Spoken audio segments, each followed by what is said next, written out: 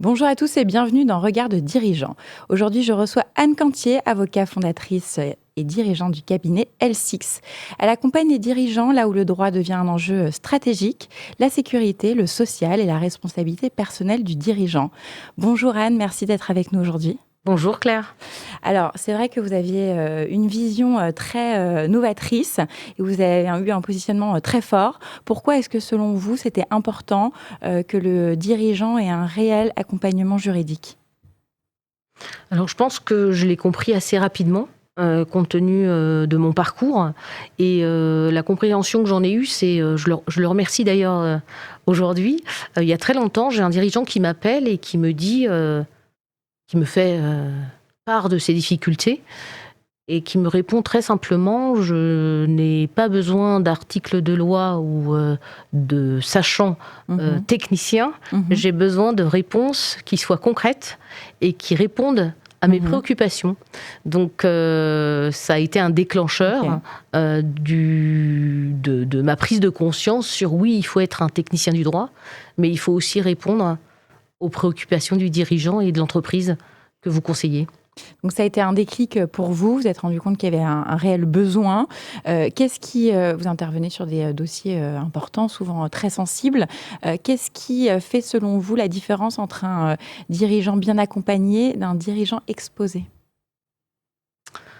Alors d'abord, c'est celui qui a le courage de prendre les décisions et de les appliquer, et de les faire appliquer. C'est d'abord ça. Et puis, celui qui est bien accompagné, c'est celui qui anticipe. Alors, il anticipe de quelle manière ? En faisant des arbitrages entre le risque théorique et qui paraît peu imminent, et le risque imminent qui, en revanche, peut-être n'avait pas été anticipé préalablement, et qui va, pour le coup, pour lui, représenter un enjeu majeur pour l'entreprise qu'il dirige, pour les salariés qui sont dans cette organisation, et pour lui à titre personnel. On parle souvent de judiciarisation maintenant du monde économique. Est-ce que c'est quelque chose que vous observez, vous, sur le terrain ? Alors j'ai envie de vous répondre oui, clairement. Je l'observe. C'est en croissance ? Alors je vais nuancer mon propos. Okay.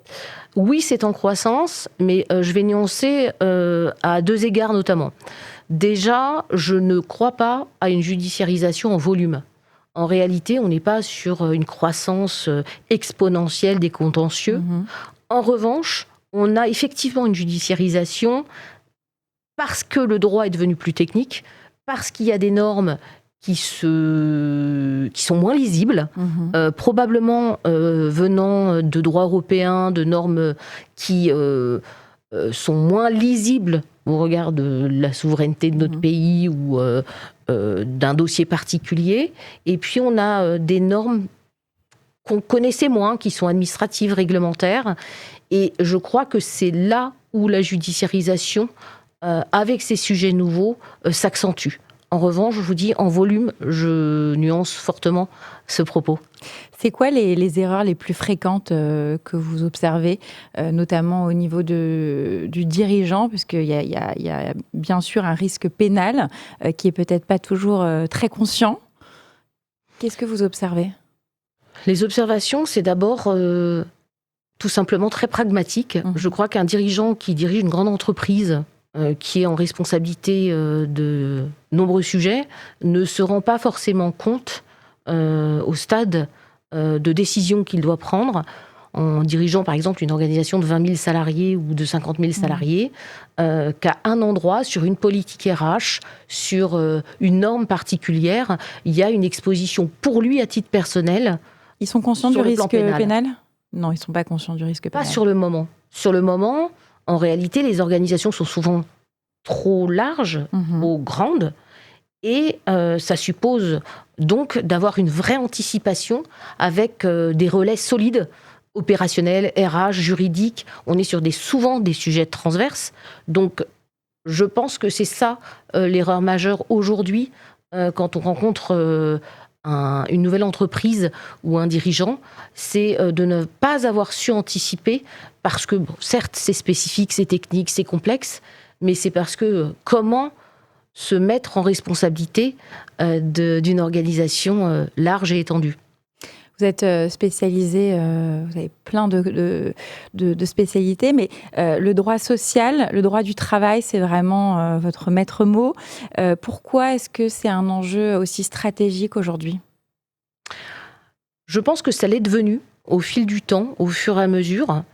Ça n'est pas quelque chose qui est tombé du ciel d'un jour ou l'autre. Ça s'est construit. Alors pourquoi ? Parce que c'est le regard que je porte. Le droit touche toute l'organisation. Aujourd'hui, on peut parler d'un problème ou d'un sujet prégnant, c'est l'intelligence artificielle, les transformations d'entreprise. Pas forcément un plan de sauvegarde de l'emploi qu'on appelle souvent plan social. C'est des sujets de société, le télétravail. Donc on touche... Oui, ça se diversifie parce qu'il y a des nouveaux enjeux qui arrivent. Il y a une extension en réalité du droit du travail sur des sujets avec des interactions qui n'existaient pas auparavant. Donc, c'est devenu au fil du temps un droit stratégique. Et aujourd'hui, c'est effectivement un droit stratégique avec des choix de direction générale et de présidence au même titre que sur des sujets qui soient financiers, commerciaux, business, développement, innovation, parce qu'en réalité, ça s'est étendu dans son domaine d'application. Avec des changements, évidemment, de façon de travailler. Vous avez développé une expertise forte aussi en droit de la sécurité intérieure. Qu'est-ce que ça veut dire concrètement ? Est-ce que vous pouvez m'en parler ? Alors souvent, on me dit, mais c'est quoi la sécurité intérieure ? Donc je vais répondre. Oui. C'est large aussi. C'est un domaine qui répond à la protection de l'outil industriel, de l'outil de l'entreprise de manière générale. C'est le droit qui protège et qui est destiné à s'assurer de la sécurité des salariés et des collaborateurs de l'entreprise. C'est aussi le droit qui répond aux contraintes de sécurité du business. Je vais vous donner un exemple. C'est très vaste, ok. C'est très vaste, mais un exemple qui parle, je pense. Oui. La cybersécurité, le piratage en entreprise. Quand on est sur des sites sensibles ou quand on est sur des sujets particuliers, c'est évidemment un droit qui souvent s'applique dans la crise. Et là encore, comme le droit du travail tout à l'heure... On a vu quelques exemples dans l'actualité récemment. Ce sont des sujets qui, en réalité, sont transverses au droit du travail en général. Mais pourtant, ce n'est pas des nouveaux sujets, puisque c'est des sujets qui ont toujours été là finalement. Mais j'ai l'impression qu'ils sont de plus en plus présents. Alors oui, ils sont plus présents parce que c'est un droit qui s'est étoffé, qui s'est structuré sur, je dirais, les 20 dernières années.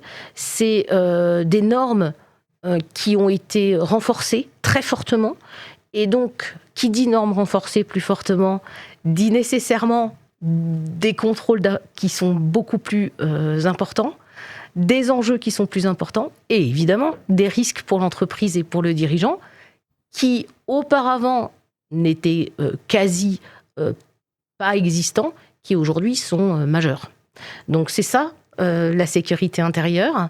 Et le cabinet, effectivement, et L6, répond à ces enjeux en ayant des spécificités techniques dans les domaines du droit de la sécurité intérieure, du droit de la défense, de réglementation particulière. Exactement. C'est vrai que quand on pense dirigeant, on se dit que ses préoccupations principales sont la croissance, la digitalisation, l'opérationnel. Et comment est-ce qu'on lui fait comprendre aujourd'hui que non, les préoccupations, c'est aussi tous les risques ? Alors, on répond par un langage pragmatique. Oui, c'est ça. On utilise son langage, on utilise ses mots.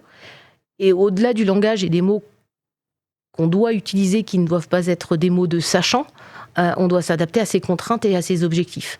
C'est la plus grande difficulté, je trouve, dans l'exercice de notre métier. C'est s'assurer qu'on est en réponse, en tant que conseil, en tant qu'avocat, à la préoccupation ou à l'objectif qui va être décidé par le dirigeant, par les dirigeants de manière générale, et par l'organisation dédiée. Il faut aussi répondre à la culture de l'entreprise, à ses contraintes, a ses spécificités, parce que c'est ça qui est intéressant et passionnant. C'est chaque organisation a sa culture, et donc on doit s'adapter et on doit être force de proposition en s'adaptant à nos interlocuteurs. Il faut parler son langage, finalement. Il faut d'abord parler son langage, et puis après, il y a une méthode. La méthode, c'est faire une cartographie des risques.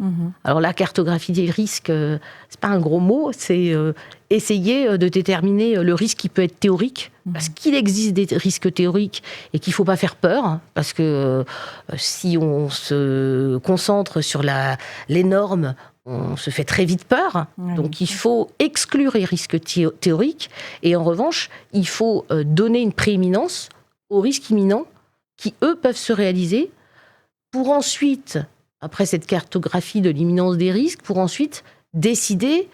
Et notre rôle en tant qu'avocat, c'est de proposer des options, donner des préconisations avec des opportunités de décision, et permettre aux dirigeants d'arbitrer dans les décisions et les propositions qui sont faites au regard de la cartographie des risques clairement établie sur le plan juridique et judiciaire. Aujourd'hui, vous faites face au legal tech, à des cabinets très standardisés. Comment est-ce que vous faites la différence? C'est quoi votre valeur ajoutée? Alors, mon maître mot, c'est lorsqu'une entreprise ou un client vient me voir, que nous l'accompagnons en conseil sur des dossiers complexes ou spécifiques, et que nous nous retrouvons au contentieux, je considère que c'est un échec. Et pourquoi c'est un échec? Parce que la judiciarisation, le judiciaire, est aléatoire et souvent décevant pour l'une ou l'autre des parties. Donc, de toute façon, à mon sens, oui, quand il faut y aller, quand c'est un choix judiciaire décidé, dédié et une option qui a été retenue, bien entendu que c'est pas un échec. Mais de manière générale, accompagner une organisation, accompagner des dirigeants en droit du travail ou en sécurité intérieure, et finalement se retrouver au contentieux, à mon sens, c'est un échec. C'est ce qui nous distingue. Pourquoi ? Parce que chez L6, on ne répond pas par du standard ou par du prêt-à-porter. On est plutôt sur une solution dédiée avec des options et des choix qui sont proposés à nos clients. Merci beaucoup Anne pour cet éclairage. On voit bien que ça concerne toutes sortes de dirigeants et qui sont bien plus concernés qui ne le pensent. C'est exact. Merci Claire. Merci.